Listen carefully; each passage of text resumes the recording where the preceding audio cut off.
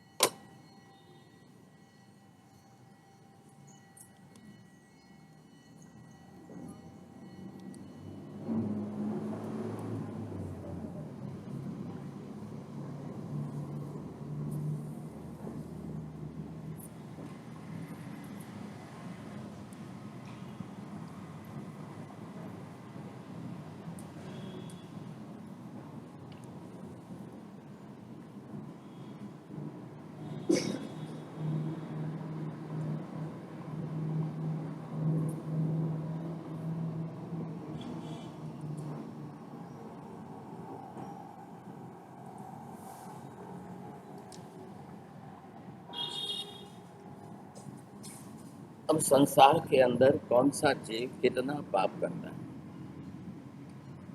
कौन सा पाप कितने प्रमाण में करता है, कितने पाप कितने प्रमाण में जीव करते हैं, सबके पापों का हिसाब देखिए, सबके कर्मों का हिसाब देखिए। अब जितने पाप प्रमाण में जितने पाप बढ़ेंगे उतने ही प्रमाण में कर्म बढ़ेगा। ये निश्चित नियम है। आपने पाप बढ़ाए तो कर्म बढ़ेंगे।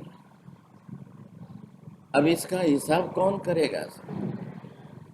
अब कोई भी पाप हो, संसार के पाप तो अलग अलग प्रकार के, अनेक प्रकार के, सब प्रकार के पाप। अब आपका पाप का प्रमाण कौन सा बढ़ रहा है, कितना बढ़ रहा है, सामने ठीक उसी हिसाब से जो है ये कर्म बढ़ना ही बढ़ना है। अब पाप का प्रमाण बढ़ा है तो कर्म का प्रमाण बढ़े। शायद आपको लगता है कि मैंने तो जीव हिंसा बहुत कम की, छोटी सी, थोड़े समय में की, लेकिन उसकी तीव्रता कितनी है, उस तीव्रता के आधार पर जो है पाप के द्वारा कर्म का प्रमाण भी बढ़ेगा। अब कर्म का प्रमाण बढ़ेगा तो स्वाभाविक है कि लोगों को भी ये ख्याल आएगा, नहीं तो कैसे होगा। आप पाप बढ़ाते हो कि नहीं बढ़ाते हो, उसका हिसाब देखो। कर्म किसी को दिखाई नहीं देता है। पाप संसार के व्यवहार में सबको दिख रहा है। हमने खा लिया, अंदर पेट में गया, अब वो डाइजेशन हो रहा है, क्या हो रहा है किसी को नहीं दिख रहा है। अंदर जाने के बाद उसकी पाचन क्रिया के अंदर क्या हो रहा है कुछ भी पता नहीं चल रहा। अब थाली में लेकर बाहर खाते हो तो प्रमाण तो दिखता है। जब आपने बाहर लिया है, कितना लिया है, आपने 2 रोटी लिए, 4 रोटी लिए, कितना लिया है बाहर दिखाई देंगे। अंदर जाने के बाद उसकी पाचन प्रक्रिया के अंदर अब आपको कुछ भी पता नहीं चलेगा। वैसे ही बाहर जब जीव पाप करता है तो दिखता है, आपको खुद को दिखता है, दूसरों को दिखाई देता है। स्वाभाविक है, जनरली कई पाप ऐसे हैं कि लोग किसी को दिखाना नहीं चाहते हैं। पाप करने में लोगों की मानसिकता ऐसी है कि वो चुपचाप करे, कोई करते हुए देखे नहीं। लेकिन अब कुछ पाप ऐसे हैं जो संसार के व्यवहार में, बाह्य दृष्टि से, बाह्य व्यवहार में अवश्य ही दिखाई देंगे। कोई चुपके से तो कत्ल खाना चला ही नहीं सकता है, कोई छिप करके तो प्राणियों को मारना काटना कुछ कर ही नहीं सकता है। आखिर दुनिया देखेगी देखेगी। सवाल क्या है, किसी पाप को आप अपने तक सीमित रखो और किसी पाप का व्यापारीकरण करके उसको बड़ा रूप दे दो। एक पाप आप तक, अपने तक सीमित रहता है, मर्यादित रहता है, वो पाप 10-20%। अब उस पाप का आपने व्यापारीकरण कर लिया, सीधा ही 1000 गुना बढ़ जाएगा सर। प्रमाण कैसे बढ़ता है? अब पाप का प्रमाण बढ़ेगा तो कर्म का प्रमाण बढ़ेगा। आपको लगता है कि पाप का काल भी कम है ऐसा, लेकिन कर्म का काल बहुत बड़ा है। स्वाभाविक है, आप इस प्रमाण के अंदर क्या क्या बढ़ा रहे हो। एक प्रमाण बढ़ाया काल का, एक प्रमाण बढ़ाया क्षेत्र का, एक प्रमाण बढ़ाया व्यापारीकरण का। अब आप कितना बढ़ाओगे? जितना प्रमाण यहाँ बढ़ाओगे। अब यहाँ तो उल्टा नियम है कि काल छोटा भी हो और फिर भी आपको कर्म का प्रमाण जो है, इधर कर्म का प्रमाण जब बढ़ेगा तब इसको कहते हैं स्थिति बंध। अब ये स्थिति बंध भी आपका कितना होगा? इधर देखिए, पाप करने में आपने 2 मिनट ली और इसका यहाँ पर 2 लाख बरस का पाप कर्म बन गया। अब बंदूक से किसी को गोली मारने में तो 2 मिनट भी नहीं लगे, लेकिन मनुष्य ही तो मरेगा। श्रेणिक राजा ने तीर चला करके गर्भिणी हरिणी की हत्या की। अब उसका जो कर्म बंधा, आज पहली नरक के अंदर 84,000 बरस का पाप होता था। यहाँ देखने जाओ आप, यहाँ पर जज को क्या बोलेंगे कोर्ट में, मैंने तो 2 मिनट का ही तो पाप किया था, मेरे को 2 मिनट की सजा दो। होता है ऐसा? 2 मिनट की बंदूक की गोली में सामने 2 जने को मारा है, पंचेंद्रिय मनुष्य, 2 जीव मरे, तो आपको 2 मिनट की सजा कैसे होगी? कोई समझने कोई तैयार नहीं है। लेकिन वहां पर टाइम की गिनती, गणित नहीं होता है, आपकी कर्म प्रवृत्ति का गणित होता है। जीव जिस प्रकार का जितना कर्म जैसा करता है, कर्म का गणित होता है। आप किसका प्रमाण देख रहे हो? इसलिए यहाँ पर पाप करते समय प्रमाण ये नहीं देखना चाहिए। कई बार पाप बहुत छोटा होता है लेकिन लंबे टाइम तक होता है। आप ये समझिए, कोई भी झूठ बोलने का है तो छोटा ही पाप। अब वो बार बार कितनी बार बोलेगा? अब उसी बात को, उसी विषय का झूठ जो है, अब 10 बार बोलो, अब 50 बार बोलो, अब 100 बार बोलो, 1000 बार, कैसे प्रमाण बढ़ता है? अब यहाँ पर बढ़ेगा तो सीधा ये एक बार का झूठ, अब दूसरी बार का झूठ, अब तीसरी बार का झूठ, अब चौथी बार का झूठ, अब 10वीं बार का झूठ, अब 100वीं बार का झूठ। आप प्रमाण बढ़ाते गए, अब बढ़ाते गए। आप कहाँ बढ़ाता, बढ़ाते बढ़ाते आपने कितना बढ़ाया है? कोई हिसाब है क्या सर? महावीर स्वामी ने कहा कि पहले आपसे अगर पाप छूट नहीं रहा है तो प्रमाण घटा के कम करो। अब जीव ने मिथ्यात्व में से बाहर निकल के सम्यक दर्शन प्राप्त तो कर लिया, और सम्यक दर्शन प्राप्त करने पर भी अब पाप की प्रवृत्ति उसकी चालू है। अब पाप की प्रवृत्ति चालू है तो वो कर्म तो बंधेगा ही। सम्यक दर्शन प्राप्त कर लेने पर भी चौथे गुणस्थान पर पाप क्यों नहीं छूट रहे हैं? लेकिन जो अनादि काल की इस मिथ्यात्व की वृत्ति के कारण जीवों के अंदर पाप रुचि बनी थी, पाप प्रवृत्ति बनी थी और पाप की परिणति बनी थी। आप पहले ये समझिए दो में क्या फर्क है। पाप की प्रवृत्ति और आप पाप की परिणति, क्या फर्क है दो में। प्रवृत्ति मन वचन काया से बाहर की जाती है, परिणति अंदर आत्मा के अंदर अध्यवसायों में भावों में रहती है। पहले उसका हिसाब करो। अब आप क्या सुधारेंगे? आप बाहर की प्रवृत्ति सुधारोगे कि अंदर की परिणति बदलोगे? इस पर बड़ा आधार है। आप मात्र बाहर की प्रवृत्ति बदल देने से अंदर की परिणति नहीं सुधरती।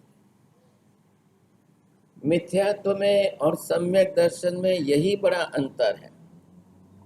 मिथ्यात्व के अंदर पाप की परिणति अंदर वैसी ही बनी रहती है। दोनों बात के ऊपर आधार समझेंगे आप, तब जाकर के इस बात का प्रमाण ख्याल में आए। अब ये क्या है? परिणति। नंबर 1 पर परिणति नहीं सुधरती है।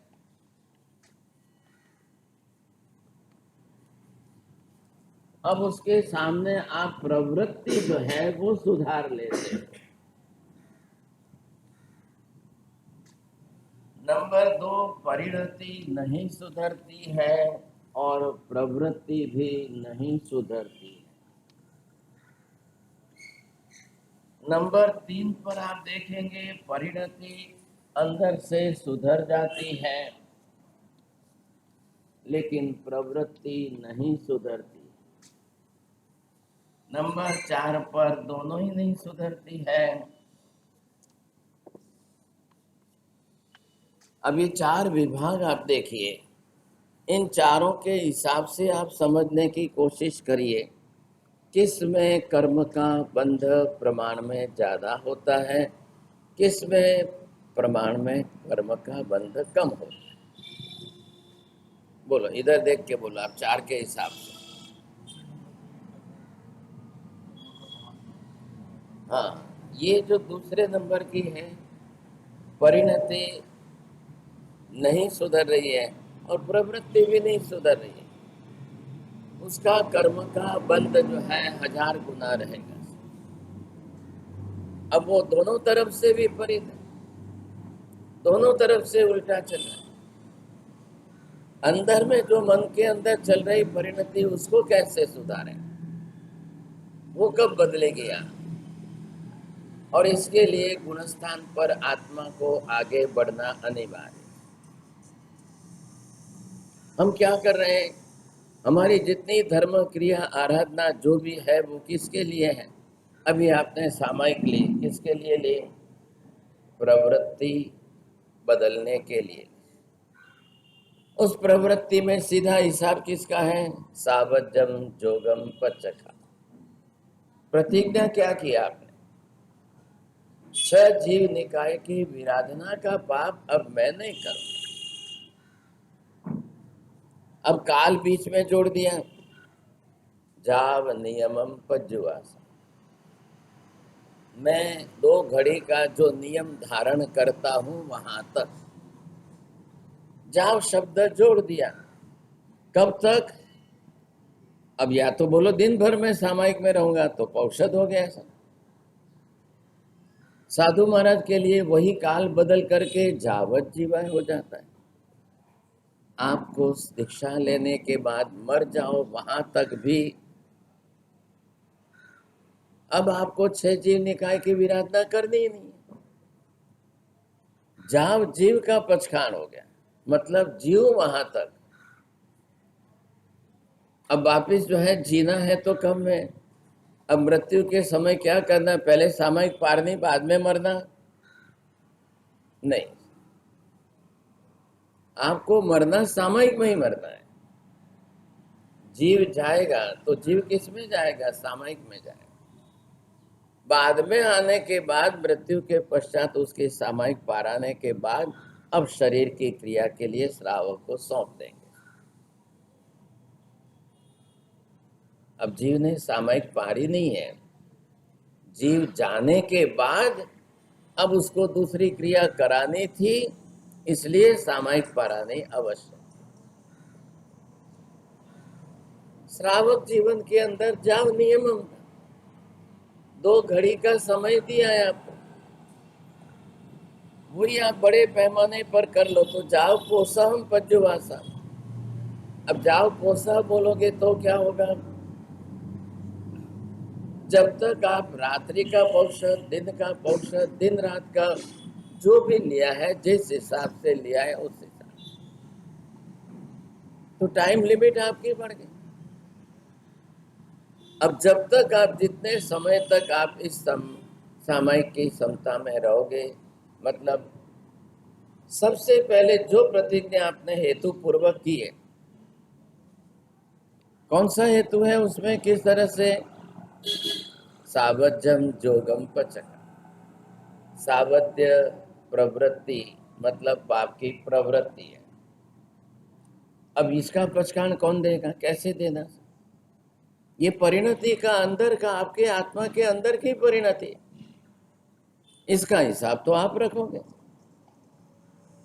धर्म बाहर की प्रवृत्ति से चल रहा है, और ये सुधारने के लिए आपको मिथ्यात्व के गुणस्थान से आगे चलकर चौथे गुणस्थान में प्रवेश करना है। ये परिणति कब सुधरेगी? जीव मिथ्यात्व में से बाहर निकल करके सम्यक दर्शन में आ गया, मतलब आपकी परिणति सुधर गई। आपने खुद ने होकर अपनी परिणति सुधार ली। लेकिन अब यहां से शुरू होगा, प्रवृत्ति सुधरती है तो आपका 5वां गुणस्थान शुरू होता है। 5वें गुणस्थान पर आप श्रावक बनेंगे। व्रत, नियम, पचकांड सब आकर 5वें गुणस्थान पर है। चौथे गुणस्थान पर अभी तक कोई व्रत नहीं, पचकांड नहीं, नियम नहीं, कुछ भी नहीं। इसलिए चौथे गुणस्थान का नाम अविरत सम्यक दृष्टि ऐसा रखा। अविरति है, अभी पहली बार उसकी परिणति सुधरी है, परिणाम की धारा अंदर से बदली है। अब वो उस पाप को नहीं करेगा।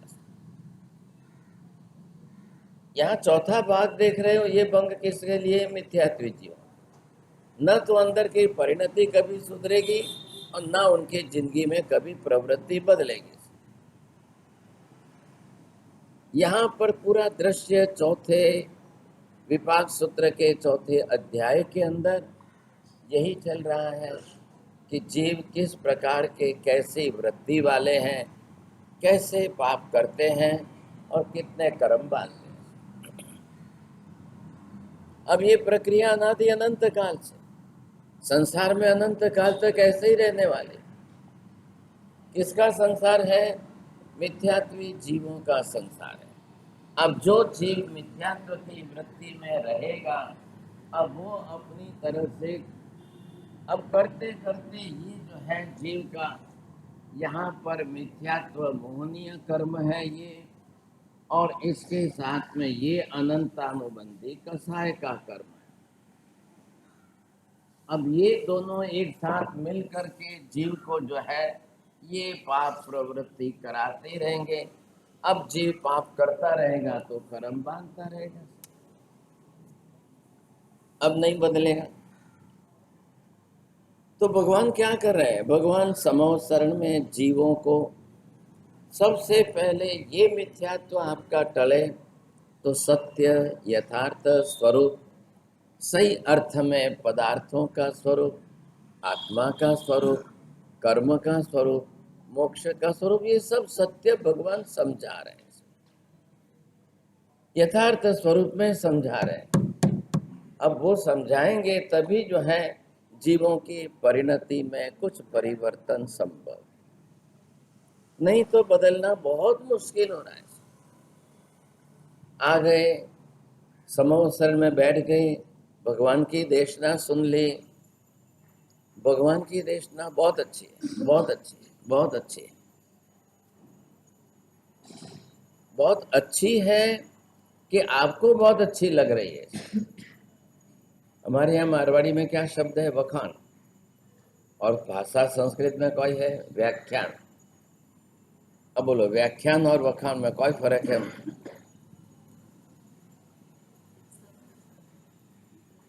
फर्क कोई है? वखान शब्द का अर्थ है प्रशंसा। वखान जो मारवाड़ी में बोलते हैं, भले गुजराती भी बोलते हैं, वखान शब्द।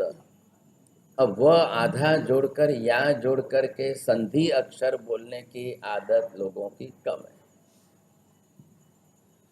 तो वो अपभ्रंश हो गया। आपने अपभ्रंश करके उसका वखान कर दिया। वखान का मतलब प्रशंसा। फलान चंदीदा अतरा वखान कीधा, अतरा वखान कीधा। खूब वखाण करो छे, खूब मोटा फूली जी के चढ़ाવો मोटो बोली, बीजो तो कोई। और ज्यादा वखाण करो, और ज्यादा वखाण करो, वो और ज्यादा फूलेंगे तो चढ़ावा बड़ा बोलेंगे। चढ़ावा बुलाना है, बढ़ाना है, तो आपको वखाण करना ही पड़ेगा। अब यहाँ व्याख्यान शब्द का अर्थ क्या करें शास्त्र का? Where there are the definitions become clear. The person who is the lecturer is giving you all definitions. व्याख्या जिसमें की जाती है उसको कहते हैं व्याख्यान। बोलो, व्याख्या करना। जीव क्या है, मोक्ष क्या है, आत्मा क्या है, अब इन सब की आपको व्याख्या करनी है, समझे? अब आप व्याख्या करो पहले, समझे? अगर व्याख्या नहीं करेंगे तो आप क्या समझेंगे? सम्यक दर्शन की भी व्याख्या, मिथ्यात्व की भी व्याख्या, हर चीज की व्याख्या। कर्म शब्द दिया तो कर्म की व्याख्या, पाप शब्द दिया तो पाप की व्याख्या। अब जब तक हम किसी शब्द की व्याख्या सही नहीं करेंगे, वहां तक जीवों को वो शब्द का तात्पर्य समझ में नहीं आए। और 100 में से 90% लोगों को तो अभ्यास तो करना नहीं है, आदत से मजबूर हो गए। बाबूजी हम तो आके बैठ जाएंगे, आपको जो बोलना है बोल देना। एक जना कोई कहने वाला मिला है कि कल आपने ये कहा था, इसके आगे ये, कल परसों तो आपने ये कहा था कि इस बात का खुलासा तो आपने आगे किया कि नहीं किया? कोई बोले? ये तो इस बार पहली बार लोग जो है जिंदगी में महाराज पहली बार तो कॉपी पेन लेकर आए। नहीं तो व्याख्यान मतलब व्याख्यान में कुछ लेके नहीं जाना होता है, प्रभावना लेके घर आना होता है। अब ये हमारे स्क्रू फिट है, कोई लेख नहीं सी जगह मैं बैरों फिर खान कॉपी पेन लेना करे तो कभी हाथ नहीं लगा। क्या जरूर है, क्यों लेके जाए? आपको पढ़ना नहीं है, आपको समझना नहीं है, आपको सीखना नहीं है, खाली सुनना है। और नींद लो तो भी चलता है, आराम से 4 ही महीने नींद लो, रोज लो और रोज उनको बोलो, तो क्या करें? और फिर तो महाराज आप ही तो सिखा रही हो कर्म, तो हम अपना कर्म रा उदय है, आराम से आवे ने ऊँग लेनी। और वो नींद लेकर के भी इतनी ईमानदारी नहीं है कि मैंने व्याख्यान नहीं सुना है, मैंने नींद ली है, मैं प्रभावना लूं तो मेरे को दोष लगेगा। है इतनी प्रामाणिकता करने है ईमानदारी है करने? क्या सुना है, क्या सुना है कुछ भी मालूम नहीं, क्या विषय चला कुछ भी मालूम नहीं, मतलब 2 साल लेने जा। अब ये आदतें इतनी बढ़ गई, इतनी आदतें बरसों तक चलती रही, अब वो कौन सुधारेगा आदत? ऐसी परिस्थिति में रोज व्याख्यान में आना, रोज सामयिक लेना, रोज नींद लेना, ये कर्म बांधने की रोज की प्रक्रिया फिक्स हो। नहीं आवड़ो तो है इसे घरे बेने कोई करो, घरे बेन ઊંઘે ને કોઈ કરે એટલે આવો તો પ્રભાવના બળ પછી ગમે થોડી પ્રભાવના વાસ્તે આવે ને પછી 2 રૂપિયા દો તો કે 2 રૂપિયાની કોઈ વેલ્યू है? रिक्शा भाड़ो ही नहीं निकलता। अब ये सब बातें आपको निरर्थक है, सब बातें निरर्थक। सम्यक दर्शन प्राप्त करना हो तो जीव को सम्यक ज्ञान अनिवार्य है। सम्यक ज्ञान के बिना सम्यक दर्शन कभी नहीं होगा। और सम्यक ज्ञान बढ़ाने के लिए आपको जिन वाणी का श्रवण करना, जिन वाणी में जो तत्व बुद्धि है, वो तात्विकता, उस पदार्थों के तत्व आपको समझ में आने ही चाहिए, समझाएगा। अब वो तत्व ही नहीं समझे आप, जिंदगी में भी कभी तत्व नहीं समझोगे। अब कई लोगों को आज पूछने जाओ तो जीव अजीव पुण्य पाप आश्रव संवर निजरा बंध मोक्ष कितने हुए, एक लाइन में 9 तत्व, उतने भी नाम नहीं आएंगे। 100 में से 90% लोगों को नहीं आएंगे। लेकिन रोज व्याख्यान में जाओ, मैं तो रोज व्याख्यान, रोज हमरा कतरा वर हुआ, 25 वर हुआ। अब करना क्या? ऐसी स्थिति में आत्मा को बोध कभी नहीं होगा। पहले मानस लक्ष्य बनाओ, सुनना है तो समझना जरूरी। ये प्रोसेस है, सुनोगे, समझोगे, सीखोगे, पढ़ोगे, तब जाकर के आपको तत्व बोध होगा। अब तत्व बोध होगा तो जाकर के सम्यक ज्ञान, तब में सम्यक तत्व ज्ञान, अब वो जाकर के सम्यक दर्शन में परिणत होगा। तत्व बोध नहीं बढ़ा, तत्व ज्ञान नहीं बढ़ा तो सम्यक दर्शन नहीं होगा। ये हिसाब पक्का है। अब आप बरसों बिता दो, आप बुढ़े हो गए, बुजुर्ग हो गए, लेकिन आपने कुछ भी नहीं, आपके पास एक ही है कि हमें अदरी सामयिकी दिए। आपके पास एक ही विषय, मैंने इतनी सामयिक किए, मैंने इतने दर्शन किए, मैंने इतने पूजा की, अंदर की परिणति नहीं बनती। अब जीव इतने पाप करते हुए कर्म बांधे सा। अब सवाल किस बात का है? आत्मा तो यही है, शरीर भी यही है, आयुष्य कर्म बदलेगा। अब एक विभाग यहाँ पर ये अलग है, ये आपका आयुष्य है, और आयुष्य कर्म बदलेगा, शरीर बदलेगा, फिर आयुष्य दूसरा बदला, फिर शरीर दूसरा। एक बार आयुष्य पूरा हुआ तो ये जन्म आपका पूरा हुआ, इस शरीर को छोड़ दो। अब देवलोक में आयुष्य है कि मनुष्य में है कि तिर्यंच में है कि नरक में है, किसी भी जीव का किसी भी शरीर में कहीं पर भी उसका निवास है तो उसका आयुष्य है, वहां तक उसका शरीर। आयुष्य पूरा हुआ, आपका शरीर अच्छा है, खराब है, रोगिष्ट है, निरोगी है, सुंदर है, जैसा है, शरीर छोड़ के जाना है। अब इसमें दो मत ही नहीं है साहब, ये शाश्वत व्यवस्था है, परमानेंट चलेगी। अब आप शरीर छोड़कर चले गए, दूसरा शरीर बना लो। क्या बदला?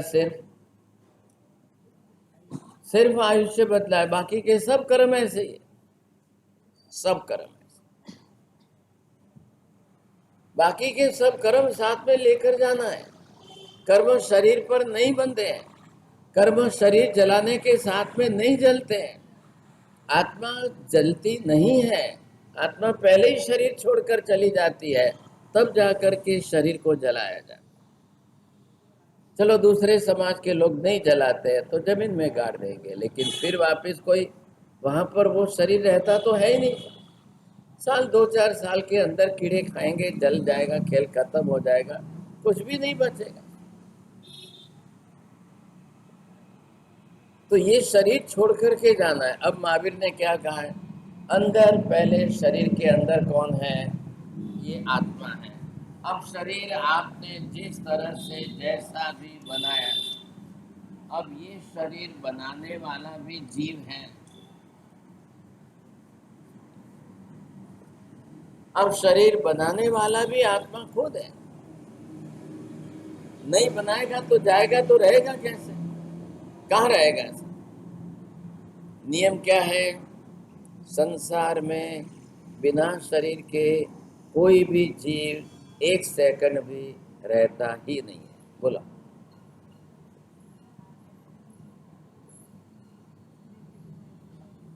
और वे बोला 4 जना बोला, नियम हो गया, बिना शरीर के आप संसार में नहीं रहेंगे। बस खाली एक शरीर छोड़कर दूसरे शरीर तक जाने में आपको जो समय लगता है वो समय सेकंड का भी नहीं है। जाना किसको है? अंदर से आत्मा को जाना है। शरीर तो यही पड़ा है। देवलोक यहां से कितना दूर है? असंख्य योजन है। अब उसमें 10वां देवलोक कितना दूर है? असंख्य का 10 बार गुणाकार करो, इतना जो है दूसरा 10वां देवलोक ऊपर आएगा। अब वहां से निकल करके महावीर स्वामी की आत्मा को यहाँ पर देवानंदा माता के गर्भ में आना है। अब कितने घंटों लगेंगे आपको? यहाँ से बंबई से दिल्ली जाने में 1 दिन लगेगा, तो उनको वहां से आने में 1000 दिन लगेंगे। हम यहाँ घड़ी देखते रहे, बैठे रहे, सही है। घड़ी के अंदर सेकंड देखो, कोई सेकंड भी एक भी नहीं लग रही है।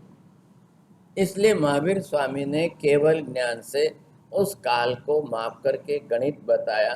1 समय, 2 समय, 3 समय, 4 समय, जीव जितने अवग्रह करेगा उतना समय उसको लगेगा। बस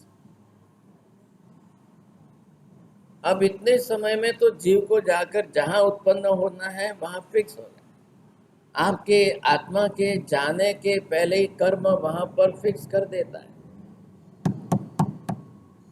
आत्मा वहां पर जाने के पहले ही अब कर्म ने आपके लिए सब फिक्स कर दिया है।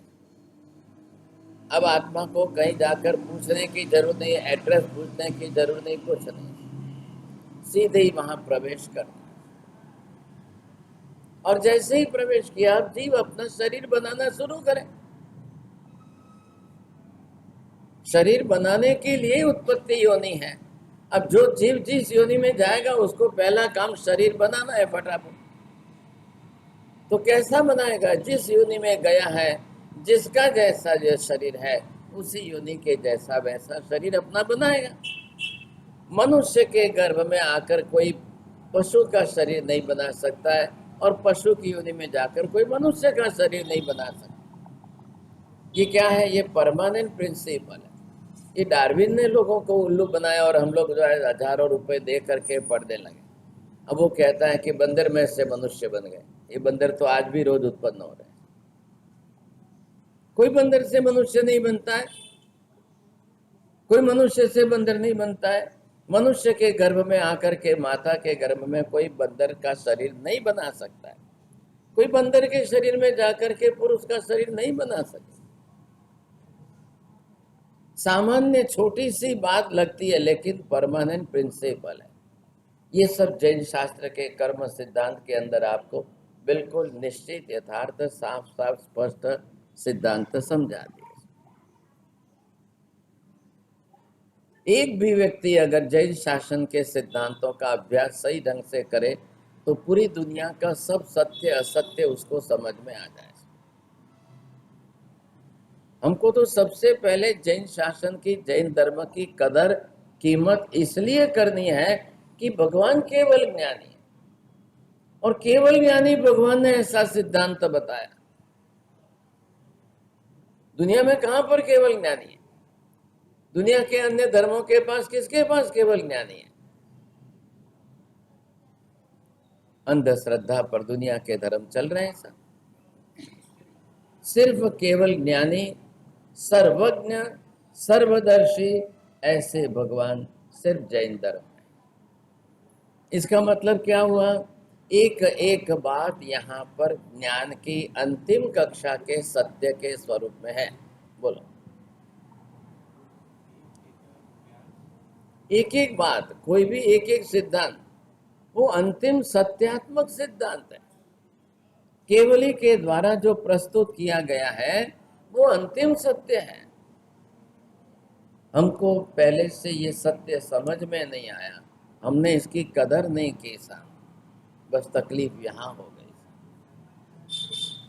ये गलती अगर आप नहीं करते तो बहुत बड़ी बात हो, बहुत बड़ी।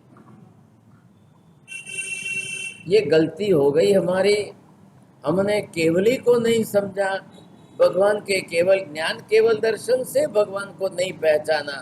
हमने हमारे स्वार्थ के लिए सुख देवे और दुख टाले, दुख टाले और सुख देवे, बस उसी को भगवान समझने की कोशिश। मिथ्यात्व, अंदर का मिथ्यात्व भाव कैसा अंदर पड़ा हुआ है, आप वो समझने की कोशिश। किसका नुकसान हुआ? नुकसान हमारा ही हुआ। बाहर की दुनिया में तो यही है।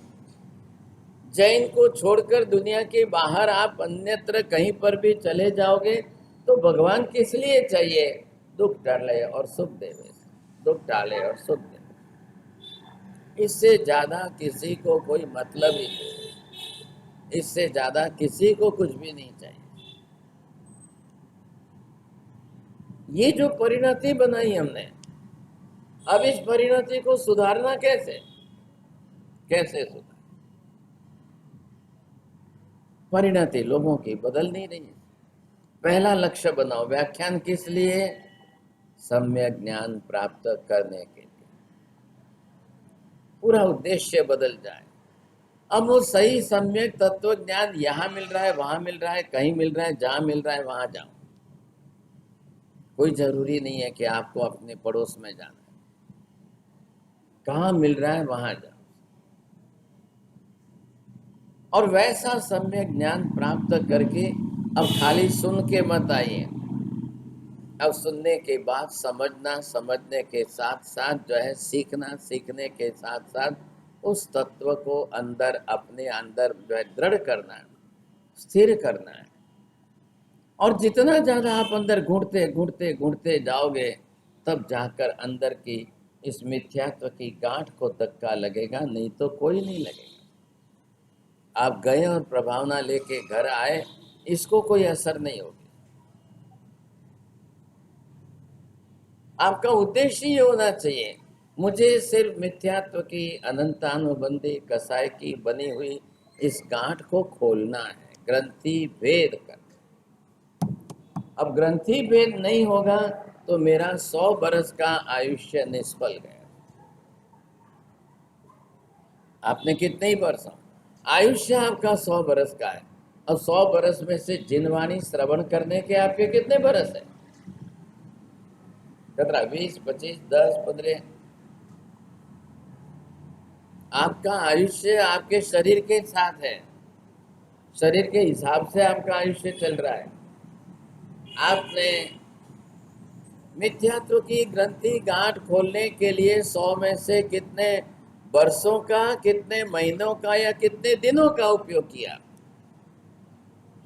अभी ये दीवार है, दीवार तोड़नी हो तो कितने दिन लगेंगे? आप कितने दिन मेहनत करोगे? एक आदमी को दीवार तोड़ने के लिए दे दो भाई, बोल कितना, पहले ही लोग पूछते हैं कितने दिन में तोड़ेगा।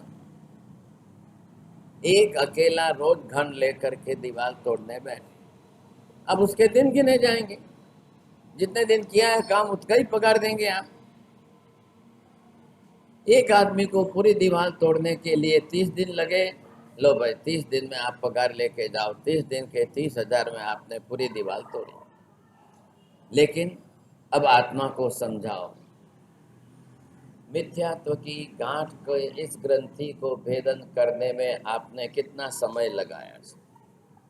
चलो कॉन्ट्रैक्ट करो, आप बिल्कुल कॉन्ट्रैक्ट में फिक्स लिखो कि मैं इतने दिन में इस मिथ्यात्व की ग्रंथि का भेदन कर दूंगा।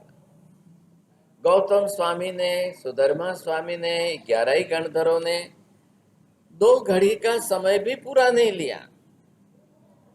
गौतम स्वामी ने 5 मिनट में, सुधर्मा स्वामी ने 7 मिनट में, किसी भी गणधर भगवंतों ने 5, 7, 10 मिनट से ज्यादा समय नहीं लिया। आप कितना समय लोगे? 5 महीना लोगे, 7 महीना लोगे, 5 बरस लोगे, 7 बरस लोगे? लो भाई चलो, तो भी 100 बरस के आयुष्य में से 5-7 बरस में भी अगर आपका ग्रंथि भेद का काम हो जाता है, बहुत बड़ी उपलब्धि है, बहुत बड़ी उपलब्धि है। 5-7 बरस में भी आपका ग्रंथि भेद का काम हो जाए, इससे बड़ी उपलब्धि और क्या हो सकती है? सोचो, बहुत बड़ा काम हो। नहीं किया तो फिर वापस यहाँ से तिर्यंत गति में जाओगे, देवगति में जाओगे, नरक में जाओगे। जो जीव जहां जाएगा वहां जाकर के अब वो वापस वहां क्या करेगा? तिर्यंत के जीवों को, पशु पक्षियों को जिन वाणी श्रवण करने का मौका मिलता है, यहाँ 4 महीने के चौमासे में एक कुत्ता भी अंदर आ सकता है। बाहर वॉचमैन बैठा है, कुत्ते को भी नहीं आने देता। बस एक ही चांस मिलता है पशु पक्षियों को, तीर्थंकर भगवान के समव शरण में पशु पक्षियों को भी भगवान की वाणी श्रवण करने का चांस मिलता है। लेकिन अब उनको श्रवण करने का चांस मिले तो भी समझ में कितना आएगा? अब भगवान की देशना तो सबके लिए है, लेकिन पशु पक्षी आ रहे हैं, उनको आने दिया जा रहा है, किसी के लिए ना नहीं है।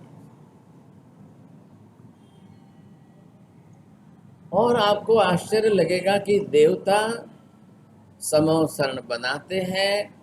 समव शरण का दूसरा गढ़ जो है वो सोने का बनाते हैं, और सोने के समव शरण में इतने पशु पक्षी आ रहे हैं और सबको आने दिया जा रहा है खुशी से। कोई रोकता है क्या? आपके घर में बाहर से आने वाले कुत्ते को आप आने देंगे क्या? बस एक ही चांस मिलता है, सिर्फ तीर्थंकर भगवंतों के समव शरण में पशु पक्षियों को आने की इजाजत है, रास्ता खुला है। अब कोई समव शरण जंगल में तो बनते नहीं है, समव शरण बनते तो शहर में ही बनते। अब इतना बड़ा मलाड है, कहीं तो बड़ा मैदान तो होगा कि नहीं 1 लाख लोग बैठ सके, इतना बड़ा मैदान है। राजगृह नगरी, उस जमाने की राजगृह मतलब बंबई जैसी बड़ी नगरी थी, जिस नगरी के अंदर राजगृह में महावीर स्वामी के 14 चातुर्मास होते हैं। 14 चातुर्मास, कितनी बड़ी नगरी हो,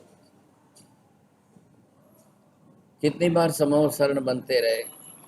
हर बार तीर्थंकर भगवान के लिए समव शरण बनेगा ही बनेगा। देवताओं को ही आकर बनाना है, देवता ही आकर के बनाते, और निश्चित रूप से उसके अंदर दूसरा गढ़ सोने का बनाएंगे, सोने का सुवर्ण का बना के हीरे मोती के कांगरे लगाएंगे, और सिर्फ पशु पक्षी आएंगे वहां, मनुष्य नहीं बैठेंगे। मनुष्य को और ऊपर तीसरे गढ़ में जाके बैठ। पशु पक्षी भी आएंगे तो गाय के सामने बाघ भी, सिंह भी आएगा, सिंह के साथ में गाय भी। जिस गाय को देख करके सिंह 1 मिनट नहीं छोड़े साहब, दूसरी मिनट में फाड़ के खाए। सांप के सामने मोर, मोर के सामने सांप, चूहे के सामने मंगूस, मंगूस के सामने चूहा। परस्पर वैमनस्य वृत्ति वाले भी साथ में आकर बैठते हैं। जब तक भगवान के समव शरण में है, वहां तक उनके अंदर की परस्पर की वैर वैमनस्य की गांठ भी शांत रहती है। एक दूसरे को देख करके भी उस समय किसी की खाने की, मारने की बुद्धि नहीं बनती है, और एक दूसरे के प्रति कोई वैमनस्य वैर जैर कुछ नहीं जग रहा है। शांत, बिल्कुल शांति से। अब भगवान की देशना सुनते जरूर है, अब कितना समझ में आता है, कितना समझ पाएंगे। अब उनके पास पहले से प्राथमिक ज्ञान तो है नहीं। अब भगवान की देशना में वो भी आत्मा और मोक्ष और कर्म की बात सुनेंगे। अब सुन करके उनको क्या समझना है? पहला तो बड़ा फायदा क्या हुआ, 2 घड़ी या एक प्रहर तक देशना चलती है, तो भगवान की देशना सुनने में पशु पक्षियों को 1 प्रहर तक तो दूसरे को खाने का विचार तो नहीं आया। ये तो फायदा पहले हो गया। एक दूसरे को मारने का, क्योंकि जो नजर के सामने देखते ही मारते थे, उनके अंदर से ये पहली बात जो है बुद्धि तो बदल गई। ये बड़ा फायदा है। 24 घंटे में से 3 घंटे के लिए ये उनकी प्रवृत्ति बंद हुई। आहार, निद्रा, भय, मैथुन, परिग्रह। जितने समय में आपकी संज्ञाएं घटे और ये वृत्ति आपकी न हो, आप उस प्रवृत्ति में होने वाले पाप कर्म से बच गए। अभी आप 1 घंटे भर तो यहाँ व्याख्यान सुनने के लिए बैठते ही हो, आप लेट आओगे तो 10 मिनट कम होगी। अब 1 घंटे तक जिन वाणी श्रवण करने के अंदर हम स्थिर कर दें, आहार के विचार नहीं आएंगे, खाने पीने की इच्छा नहीं होगी, विचार ही नहीं आएंगे, भूल के बैठे। अब आप क्या क्या भूल सकते हो, कितना भूल सकते हो, जो जो भूल सकते हो भूलो। खाली आप नींद जो है, आहार, निद्रा, भय, मैथुन, अब इसमें से आप नींद नहीं छोड़ सकते हो तो ये आपकी गलती। चारों संज्ञाओं से बच करके आप जिन वाणी श्रवण कर रहे हो, अब आप श्रुत सामयिक में और ये विरति की सामयिक में, जिसने सामयिक ली है वो विरति के साथ जिन वाणी श्रवण कर रहा है, जिसने सामयिक नहीं ली वो श्रुत सामयिक में खाली जो है बिना विरति के भी आप श्रवण कर रहे हो। चलो जो कर रहे हो जिस हिसाब से, आप 1 घंटे तक बिना इस संज्ञा के, बिना इस प्रवृत्ति के बचे रहे तो इससे बड़ा और क्या हो। जो 24 घंटे हमारा संसार था, संसार में नींद में से उठते ही आप किचन में जा करके अपना चालू कर दे, वो आप 1 घंटे तक आपके लिए सब बंद हो गए। अब घर संसार है तो नींद में से उठते ही किचन में गए कि पहले नल चालू किया तो पानी का चालू, एक एक एक एक विराधना शुरू हो जाती है। किचन हमारा ऐसा है कि 6 जीव निकाय की विराधना के बिना किचन चलता ही नहीं। पृथ्वी काय, अब काय, देव काय, वायु काय, वनस्पति काय, त्रस काय, अब बिना 6 जीव निकाय की विराधना के किचन चलने वाला नहीं है। अब क्या करना था, हौजी रहे तो हांगोती अच्छो फायदो है, किचन में पैर रखना ही नहीं, जाना ही नहीं। माजे आजड़ो नमो रियंताणम धारणा विग्रह आजड़ो આપણે આરામથી ઊંઘનો બસ। चांस लो भाग्यशाली, मैं किचन की विराधना से बच सकती हूँ, चलो। अब आपको मौका मिल गया, चांस मिल गया तो छोड़ने की कोशिश करो। आदत अलग वस्तु है, आदत की इच्छा अलग वस्तु है, પણ વાલી હે કરે સતી તો આપણે તો મોટી પુણ્યાઈ है। अब छूट जाओ किचन में से, मारे पग मेल नो। और दूसरी बात, थाली में आवे तब मौन रखकर चुपचाप खाना, फिर एक अक्षर नहीं बोलना। आप खाने से जितना पाप नहीं बांधेंगे उतना क्लेश कसाय करके 10 गुना बांधेंगे। खाने में जितना पाप नहीं लगता है, जितना कर्म नहीं बनता है, उसके पीछे राग द्वेष क्लेश कसाय ज्यादा करने से कर्म 10 गुना ज्यादा बनेगा। मैं गया होती पेट में कोई फर्क नहीं है, अंदर गया तो वो पेट के लिए तो ठीक है, जो आया सो पेट को पाचन करना है, पचेगा तो ठीक है साहब, नहीं पचेगा तो संडास में जाएगा, लेकिन आपको उसके पीछे पहले अपनी दृष्टि बनाना। अब आप किस तरह से करते हो, आपके अंदर की रस रुचि सम्यक दृष्टि जीव का पहला लक्षण है। किस पाप से कब बचने का मौका मिलता है पहले लो। अब मुझे किस पाप से बचने का पहले मौका मिलता है, वो पहले प्रयत्न करो। यहाँ जिसकी बात चल रही है, चौथा अध्ययन शकट कुमार का है। अब ये जीव शकट कुमार अपनी तरह से, जिस तरह से जन्मा है, जिस तरह से जी रहा है, इसी को पकड़ा गया है और इसी को जा करके शूली पर चढ़ा करके सजा दे दी। बिना अपराध के तो नहीं होगा। कई बार तो शंका ये आती कि राजा अगर सजा देवे या न्याय तंत्र में न्यायाधीश कोई सजा देवे तो सबका पाप उसके कर सिर पर आता है क्या? पाप करने वाला करता है, न्यायाधीश सजा देता है तो उसके ऊपर आएगा? नहीं आएगा। उसको बने बनाए, गुजराती में जेने बंधारण कहेवाय छे, बने बनाए नियम के आधार पर उसको सजा देनी है, वो उस हिसाब से सजा देगा। जितनी धाराएं बनी हुई है, जितने कानून जिस प्रकार के बने हुए हैं, जितने प्रमाण के जैसे कानून बने, उस हिसाब से उसको कहना है कि भाई इसके लिए ये कानून ये कहता है, इस कानून में इतना लिखा है, बस बात पूरी हो गई। वो तो उस व्यवस्था का अंग है, न्यायाधीश जो है उस व्यवस्था का अंग है। अब गौतम स्वामी रास्ते पर चलते हुए दृश्य देख रहे हैं, कैसी सजा है, किस प्रकार की सजा है। पूरे चौराहे के अंदर जो है, चौक के अंदर, वहां पर जो है हजारों लोगों को इकट्ठा करके उनके समक्ष जो सजा दी जा रही। अब इसके बाद दृश्य देखकर गौतम स्वामी पूछ रहे कि हे भगवान, आ जीवे शू कर्યું છે? શું કયા પાપના કારણે, કયા અપરાધના કારણે એવું તે શું કર્યું? હજી આટલી નાની ઉંમરમાં એને મૃત્યુદંડ આપવામાં આવી રહ્યો છે।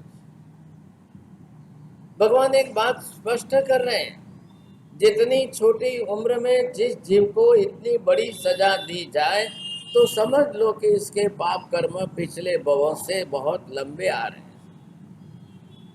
वर्तमान भव आपको छोटा लग रहा है, आज का आयुष्य उसका आपको कम लग रहा है, लेकिन इसके पाप कर्म अब पिछले जन्मों से, किस जन्म के आ रहे हैं, किस जन्म में कितने पाप कर्म किए थे, किस जन्म में कैसे पाप कर्म किए थे, वो उदय में आ रहे हैं।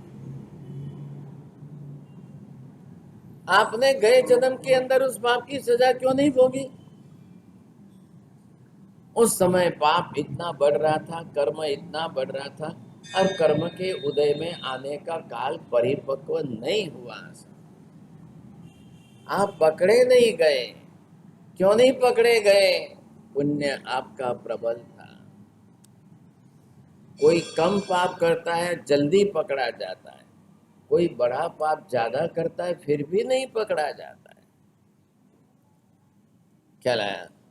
कोई पाप का प्रमाण कम हो या ज्यादा हो जल्दी पकड़ा जाता है, और कोई पूरी जिंदगी नहीं पकड़ा जाए। चारों पकड़।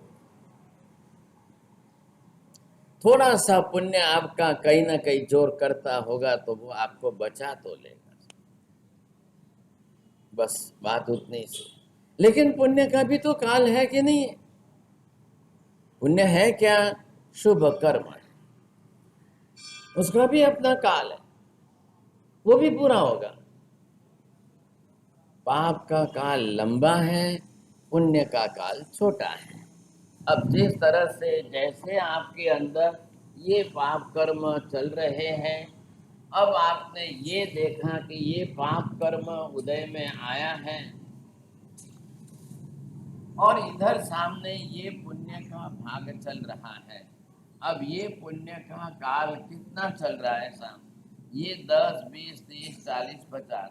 अब 50 आते आते आपका पुण्य पूरा हो गया। अजय पाप कतरो है आगे 1000 वर्ष है। अभी पाप कर्म बहुत आगे लंबा 1000 साल तक चलने वाला है। पुण्य आपका इधर 50 में पूरा हो। अब आगे क्या करना? अब ये पाप कर्म का काल तो साथ में चल रहा था, तो आपके पुण्य के साथ में उदय में आया था। ये पाप भी उदय में आया, पुण्य भी उदय में आया।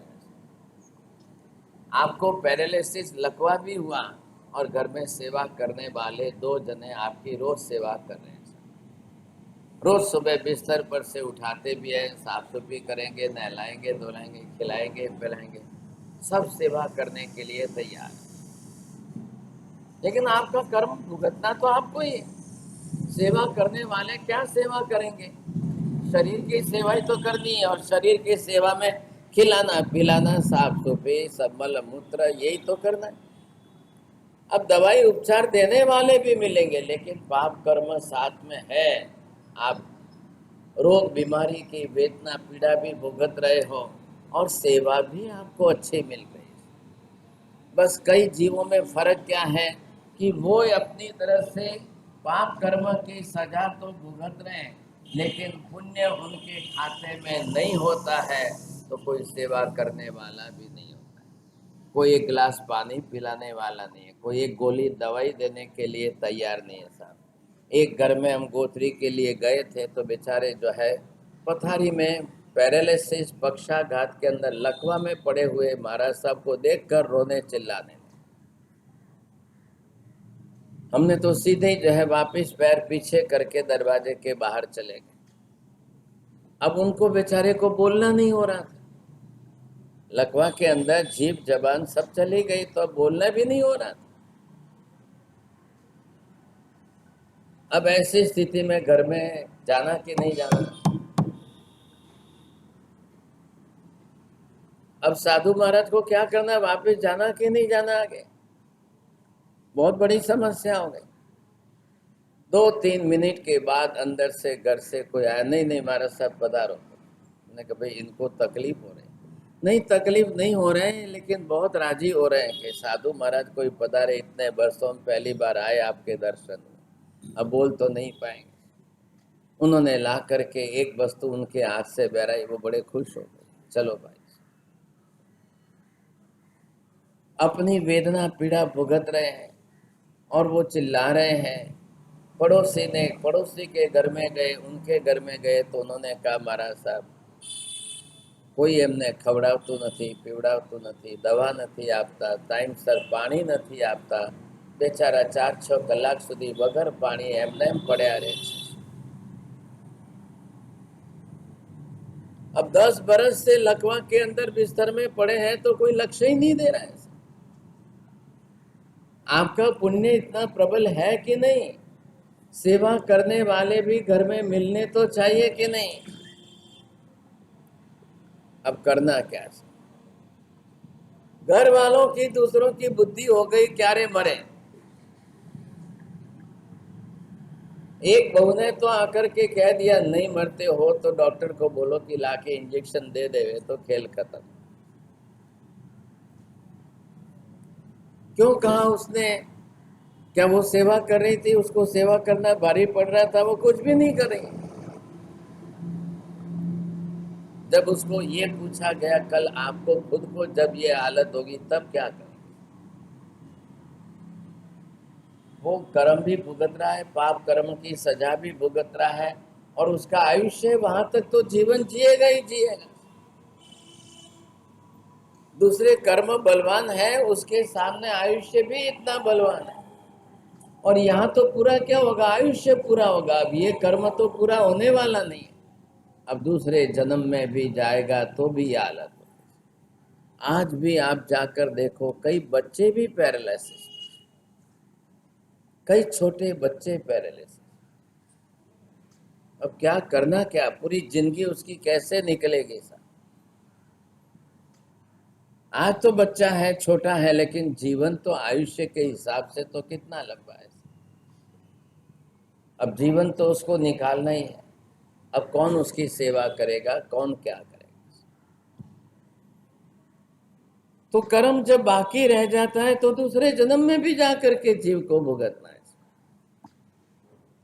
ये स्थिति बनी रहे। आज जो कर्म हमारा यहाँ पर पूरा भुगत जाए, राजी हो जाओ। बहुत राजी होने जैसा है। आ मारू एक कर्म अहियां पूરું तो थયું છે, हिसाब पूरा तो हुआ, ये तो पूरा करो, समझे कि नहीं? अगर कर्म पूरा नहीं हुआ तो ये कर्म दूसरे भव में साथ में आएगा। आज तो भगवान का शासन मिला है, प्रभु का धर्म मिला है, कुछ तो मिला है, इसलिए किसी रूप में हम इसको थोड़ा सा धर्म करते हुए भी इस कर्म को खपाने का पुरुषार्थ कर लो तो ठीक है, नहीं किया तो ये कर्म फिर वापिस। पैडर रोड के ऊपर आप गए कभी तो वहां 16 बरस तक एक भाई साहब अनकॉन्शियस पड़े रहे, बेशुद्ध स्थिति के अंदर 16 बरस। अब कोई सेवा करेगा 16 बरस? बेभान अवस्था, पैरालिसिस नहीं है, कुछ भी नहीं है, लेकिन बेभान अवस्था। क्या कर, जब कसायों की तीव्रता इतनी बढ़ जाती है, इतनी बढ़ जाती है, और शरीर उतने कसायों को नहीं सहन कर सकता है, तब आपका ब्लड प्रेशर जो है वो अप एंड डाउन ज्यादा होगा। आप पहले कसायों का शमन करिए और खाने पीने के अंदर नमक शक्कर का प्रमाण घटाइए, सोडा खारा बंद करिए, आपको ब्लड प्रेशर जिंदगी में कभी नहीं होगा, कभी नहीं होगा। ये कृत्रिम आर्टिफिशियल केमिकल से बनी हुई चीजें हमारे शरीर में जाकर इतना बड़ा जो है उलट फेर कर देती है, इतना बड़ा उलट फेर कर देती है, और लोगों को कोई ख्याल नहीं आता। और इधर कसाय की परिणति बनी हुई है, क्लेश कसाय की मानसिकता बनी हुई, जिनके स्वभाव में उग्रता ज्यादा रहेगी, जिनके स्वभाव में क्लेश कसाय की मात्रा उग्रता के रूप में ज्यादा रहेगी, उनको पैरालिसिस का झटका आने की संभावना ज्यादा है। और इधर नींद की गोलियों से आपने अपने ब्रेन सेल्स को डेड कर दिया हो। नींद की गोलियां ब्रेन सेल को पैरालिटिक इफेक्ट देती है, पेन किलर्स वो जाकर के ब्रेन सेल्स को जो है पैरालिटिक इफेक्ट देती है। ये पहले समझना चाहिए। ज्ञान तंतुओं को इतने ज्यादा कमजोर मत करो ताकि वो जा करके अपने शरीर का संतुलन खो बैठे, तब जाके पैरालिसिस होगा। अब कई बड़ी भारी आयुष्य की जीवन की रोग बीमारियां भी तो कर्मों के कारण है। अब कर्म करते कैसे हैं, कर्म कैसे कैसे बांधते हैं, उसके लिए देखना है जीव पाप कितने तरीके से कर रहा है, कैसे कैसे तरीके से पाप कर रहा है, वो आप देखें। यहाँ शकट कुमार का दृष्टांत भगवान दे रहे हैं और महावीर अब उसका समाधान कराएंगे। गौतम पूछ रहे हैं, हे भगवान, आ जीवे शू कर्યું શું છે? એવું તે શું કર્યું છે? કયા પાપ કર્યા છે, કેટલા પાપ કર્યા છે, કેવા પાપ કર્યા છે? अब इसकी सारी बात जो है भगवान आगे कहेंगे। भूतकाल के पाप, भूतकाल के बांधे हुए कर्म वर्तमान में उदय में आकर के अब वो जीव की कैसी दशा बनाते हैं, ये सारी बात यहाँ विपाक सूत्र के दृष्टांत में है। कर्म शास्त्र का सिद्धांत हम समझ रहे हैं, फिर वापस आगे कल पर जो है विचार विमर्श ज्यादा।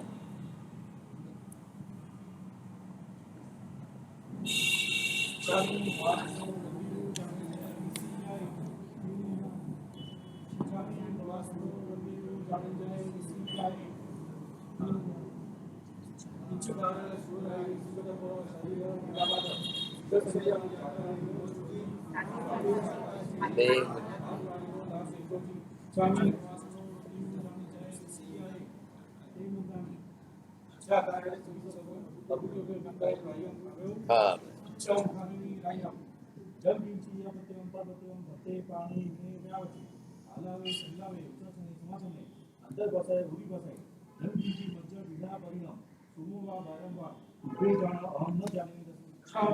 डर भला